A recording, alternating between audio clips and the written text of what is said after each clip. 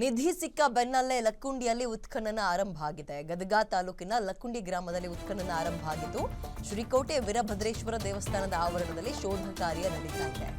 ಉತ್ಖನನ ಕಾರ್ಯಕ್ಕೆ ಅಲ್ಲಿನ ಡಿಸಿ ಶ್ರೀಧರ್ ಅವರು ಚಾಲನೆ ಕೊಟ್ಟಿದ್ದಾರೆ. ಎಸ್ಪಿ ರೋಹನ್, ಪುರಾತತ್ವ ಅಧಿಕಾರಿಗಳು ಕೂಡ ಭಾಗಿಯಾಗಿದ್ದು ಪೂಜೆ ಮಾಡಿ ಉತ್ಖನನಕ್ಕೆ ಚಾಲನೆ ಕೊಟ್ಟಿದ್ದಾರೆ. ಅಧಿಕಾರಿಗಳು ಲಕ್ಕುಂಡಿ ಅಭಿವೃದ್ಧಿ ಪ್ರಾಧಿಕಾರದಿಂದ ಉತ್ಖನನ ಅಂದ್ರೆ ಅಗೆಯುವ ಕೆಲಸ ಅಂತ ಏನಾದರೂ ಸಿಗುತ್ತಾ ಹೆಚ್ಚಿನದಾಗಿ,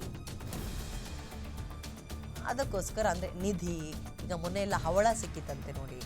ಅದಕ್ಕೂ ಹಿಂದಿನ ಸ್ವಲ್ಪ ದಿನಗಳ ಹಿಂದೆ ಲಕ್ಕುಂಡಿಯಲ್ಲಿ ಒಂದು ತಾಮ್ರದ ಚೊಂಬಿನಲ್ಲಿ ಒಡವೆಗಳು ಸಿಕ್ಕಿತ್ತು. ನಿಧಿ ಅಂತ ಕರಿತೀವಿ.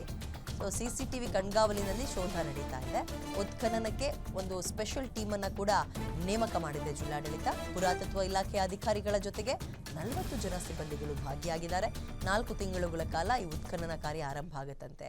ಹೆಂಗೆ, ಎಷ್ಟು ಡೀಪಾಗಿ ಹೋಗ್ತಾರೆ, ಎಷ್ಟು ಅಗಲ ತೆಗಿತಾರೆ, ಯಾವ್ಯಾವ ಭಾಗದಲ್ಲಿ ತೆಗಿತಾರೆ, ಇದು ಕುತೂಹಲ ಮೂಡಿಸ್ತಾ ಇದೆ ನೋಡಿ. ಅದು ಸಾಂಪ್ರದಾಯಿಕವಾಗಿ ಒಂದು ಓಪನಿಂಗ್ ಕಾರ್ಯಕ್ರಮದಲ್ಲಿ ಇವರೆಲ್ಲರೂ ಭಾಗಿಯಾಗಿದ್ದಾರೆ. ಇನ್ನು ಮುಂದಕ್ಕೆ ಒಂದು ಸ್ಪೆಷಲ್ ಟೀಮನ್ನು ಮಾಡಿದ್ದಾರೆ. ಆಗಿದ್ದಾರೆ ಏನಾದರೂ ಸಿಗುತ್ತಾ ಅಂತ ನೋಡ್ತಾರೆ. ಒಂದು ಪೂಜೆಯ ಟಚ್ ಕೊಟ್ಟು ಆರಂಭ ಆಗಿದೆ ಉತ್ಖನನ ಅಂದ್ರೆ ಬೇರೆ ಏನೂ ಅಲ್ಲ, ಅಗೆಯುವ ಕೆಲಸ. ಏನಾದರೂ ಸಿಗುತ್ತಾ ಅಂತ ಹುಡುಕುವ ಕೆಲಸ.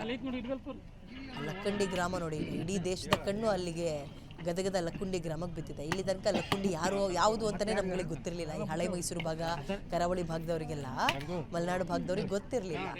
ಈಗ ಕರ್ನಾಟಕ ಮಾತ್ರ ಅಲ್ಲ, ಬೇರೆ ಬೇರೆ ಊರವ್ರಿಗೂ ಅಷ್ಟೇ ಗದಗದ ಲಕ್ಕುಂಡಿ ಅಂದ್ರೆ ಓ ಅದಾ ನಿಧಿ ಸಿಕ್ಕಿತ್ತಲ್ಲ ಅಲ್ಲ ಅಂತ ಕೇಳ್ತಾರೆ.